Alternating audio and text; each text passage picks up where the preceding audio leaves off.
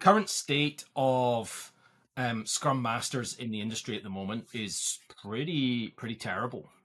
There is a massive systemic lack of competence in the Scrum Master role, in the Scrum Master accountability across organizations.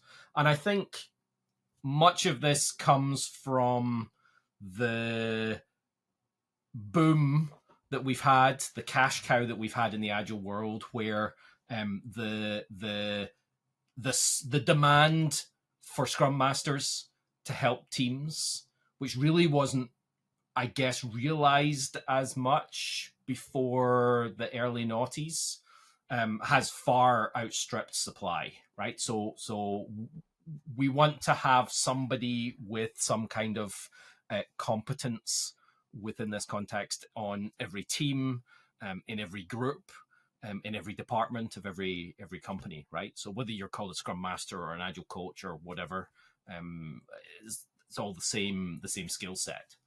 And because there's been a massive demand but very small supply, the price has gone up.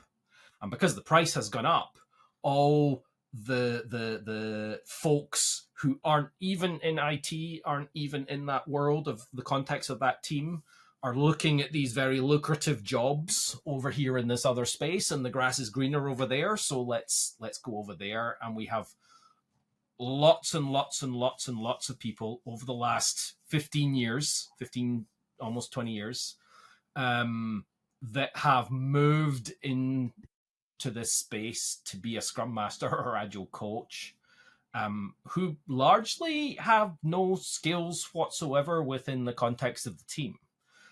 Maybe they've done a 2-day Scrum Master class, which FYI does not make you a Scrum Master. Just like, I don't know, passing your driving test doesn't make you a Formula One driver, right? It just means that you're hopefully not a danger to everybody on the road. Hopefully, doesn't mean that's not true. And you've got a lifelong learning and experience, right? You can't just jump in a Formula One car. You can't just jump in any racing car on any track without some level of skills, training, knowledge, expertise. You can get a track day, right? But expect there to be limitations on what it is you can do, because it takes experience and time to build that experience and understanding of the detail of the world within which you're coaching and helping teams, right? So if I was coaching, and I for example, here's a great example of a lack of competence. I did a bunch of training, not coaching, but training, for police officers in Ghana. They were going to be using Scrum as an organizational change mechanism, like not to do their work. We were teaching them Scrum so that they could use Scrum to change as a change mechanism in their organization. So I have competence and can understand organizations and organizational structure through experience, right? And understand Scrum and how you can use Scrum to incrementally and iteratively change your organization and deal with those that complexity, right? You have a backlog of organizational changes, and what cadence are you iterating on them, all those kind of things. But I have absolutely zero understanding of police work beyond what I see on TV, right? I have no experience or skills. I can't say to a police officer, this is how you should do your job and it will make you more effective. I can't do that. And I wouldn't do that. I would not do that. We had when I was teaching the training, I had the head of CID in one of the classes. We did a bunch of classes, the head of CID.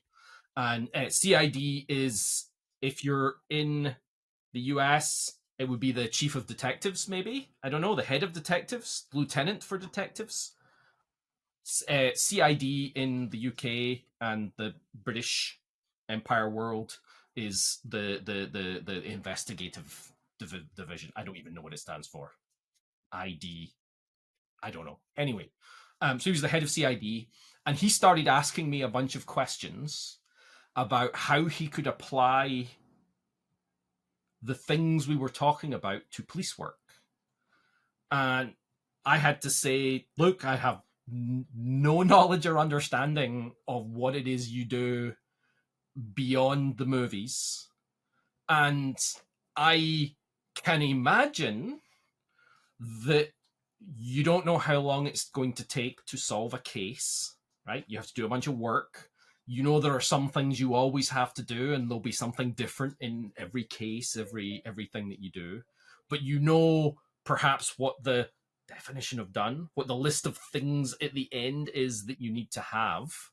And it's great if you can figure out how to leverage some of these practices to be able to help with that. But I can't help you with that, right? Because that's not my background and expertise. But what we're seeing and have seen over the last 15, 20 years is loads of people coming into IT, right? My background is IT. That's where this stuff kind of spawned from most recently, right? The Agile Manifesto for software development. And they have no background in software, no background in any sort of IT, and they've perhaps done a 2-day Scrum Master course or perhaps done a coaching class, right? So they've learned to coach, professional coaching experience. And that's just not good enough to be able to fulfill the accountability of the Scrum Master, right? The Scrum Master has an accountability to help the team be as effective as possible. And they do that through 3 areas, right? They have 3 kind of sets of accountabilities, as it were. One is the accountability to the team itself. So what can they do to help the team be effective? In order to help a team be effective, you need to understand the context within which the team are working, whatever that context is. For me, it's software engineering, right? If you're going to be helping a team of software engineers become more effective, you have to understand the practices, the principles of that work so that you can help them. So in the software engineering world, we have modern engineering practices, we have DevOps, we have things like release planning and scaling and all of those things to do with the actual engineering practices. But you also have stuff that you might gain through experience in other areas, like how to do organizational change, right? That's not something that maybe you need IT specific skills for, or conflict management, right? That's something that you might learn in your professional coaching.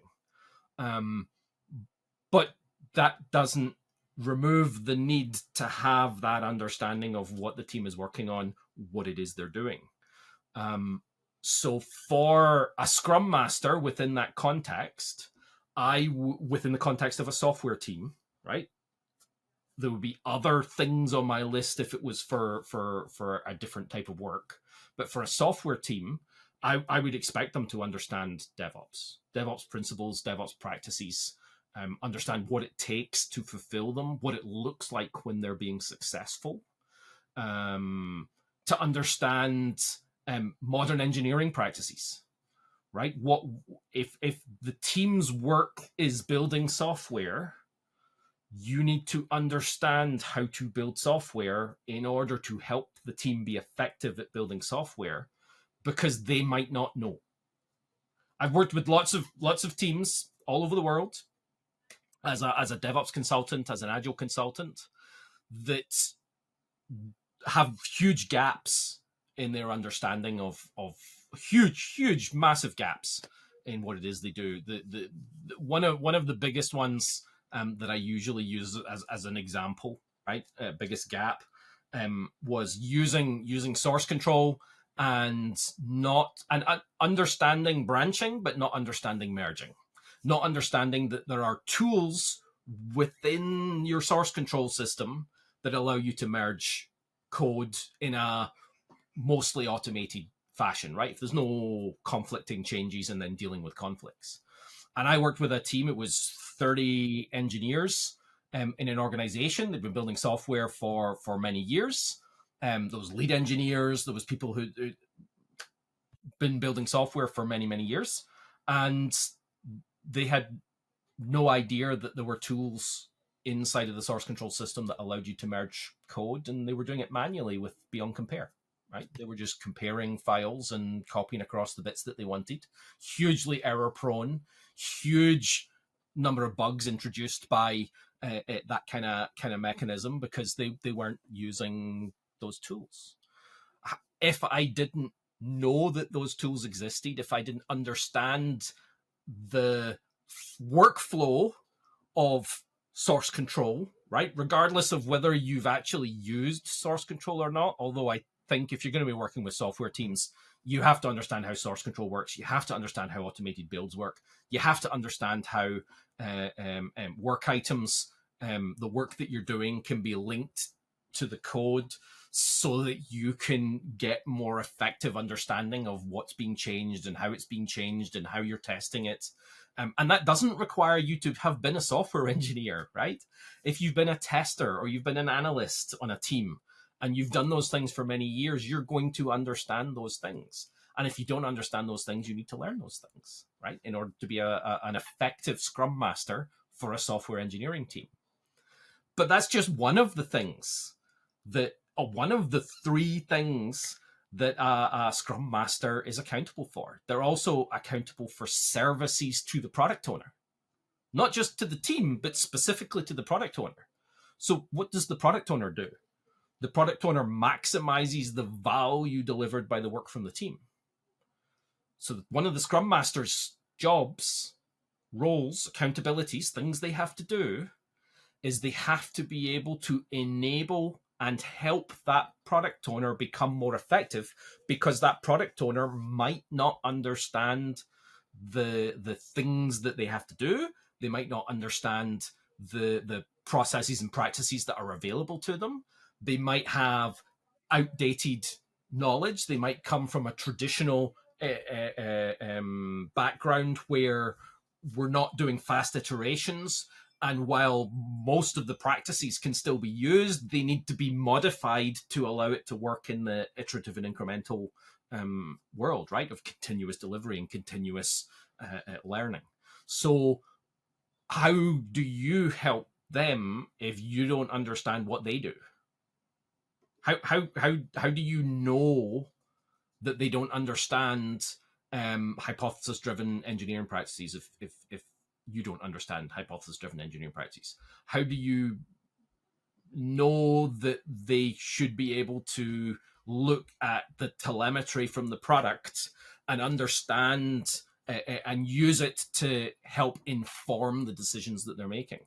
How do you know that they need to be building relationships with people inside of the business, and how they build relationships with people inside of the business, and how they understand the dynamic of those relationships, unless you do?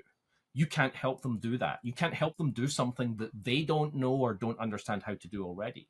And in my experience, at least in my experience, right? Because remember, my caveat with everything is I get called by people who need help. So in general, product owners don't have the background knowledge, understanding, or experience to know how to maximize the value delivered in the product, right? There are absolutely product managers and product owners out there who do understand that, absolutely. But they don't need to call me to come and help them, right? They don't come to my product owner classes. They don't come to my product management mentor programs, right? Because they already know that stuff, so they can do it. But if you want to help those people who don't understand, you need to understand that thing to be able to help teach them, coach them, and mentor them, right? Um, and we're not even done yet, because there's a third thing, and the third thing is the organizational. I guess Lisa Atkins calls it organizational transformational mastery. I usually call it organizational evolutionary mastery, because I feel like evolution doesn't have an end, whereas transformation might have an end, right? It's a continuous thing. How do you help the organization change? How do you, if you don't understand organizational topologies, if you don't understand how organizations function and go together, if you don't understand the options that are available that have been known to be effective within that space for things to try and see whether it works within this particular organization, if you don't have that understanding, how do you know that something needs to change? How do you know that things can be different? Um, so you've got that accountability to the organization for helping them be effective. And when you bring all of that together, you end up with an individual that's quite significantly skilled with lots of experience, right? They probably have a grey beard because they've been around for a while, or grey hair, right? They're he or she has been in the trenches with the team. They've worked as a team member. That's, when I'm thinking about a Scrum Master, I'm thinking about somebody who's worked as a team member for many years, gained a bunch of experience, helped their team. So they've started helping their team. Their team has recognized that they're helping, i.e., they look to them as a leader in that space of effectiveness. And then that grows over time, right? So not just the team looking to them, the product owner looks at them. The other people in the organization start looking to them as somebody who can help them be more effective, deliver more value, change the way we do things, because they have this understanding of how all of they have a core understanding of the theory, the philosophies and the principles to be able to apply them within multiple various contexts. But you get that through learning. You get that through experience, not just experience of doing it and trying it, but experience of learning and figuring it out, and then seeing whether it works and closing those feedback loops and having that triple loop learning and changing your worldview and how you can do things. And this is just not that, it doesn't seem to be that common, right? So there's a massive deficit at the moment in the level of competence. And if you're interested in how big that deficit is, there's some a little, is it anecdotal? No, it's just not particularly scientific, but there's some data from an organization called Scrum Match, who review Scrum Masters skills. I mean, as part of their story is a little bit of a recruitment story, but they review Scrum Master skills. It's not just people who are looking for jobs, right? But it's to get you get a badge. I'm this level of Scrum Master, so some people look at it as a badging. And what they found was that 61% of the people that they engaged with, reviewed, who were Scrum Masters already, perhaps had been a Scrum Master for 10 years or more. So there were people in that list that were 10 years or more. 61% of them are shouldn't be Scrum Masters. 61% of them.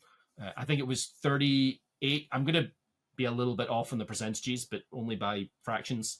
It was about 38%, I think, had never read the Scrum Guide. And in that has never read the Scrum Guide, there were Scrum Masters who had been in role for 10 years or more, never read the Scrum Guide.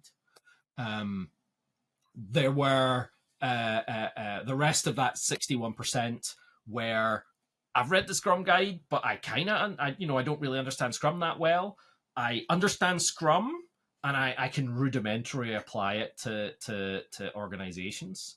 None of those things are good enough to be a Scrum Master.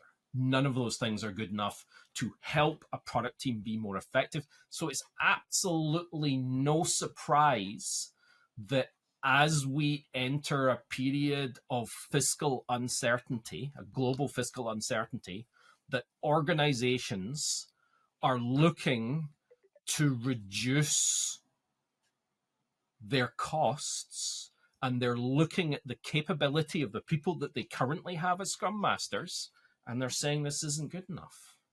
These people are not competent. And if you're not competent, you're incompetent. The majority of Scrum Masters in role today are incompetent. They should not be in that position. They should not be doing that role. And the only way organizations have to demonstrate their lack of satisfaction with that is to start getting rid of Scrum Masters and Agile coaches. And that's the position we're in right now. We're seeing a massive industry correction. A competence bubble has popped, or an incompetence bubble has popped. And there are loads of good Scrum Masters that have been caught up in the nasty, right? As organizations are divesting themselves. But almost all of these organizations are still hiring Scrum Masters. They're just being more discerning. And I think we're moving from an era of Wild West Agile towards more of an era of competent Agile.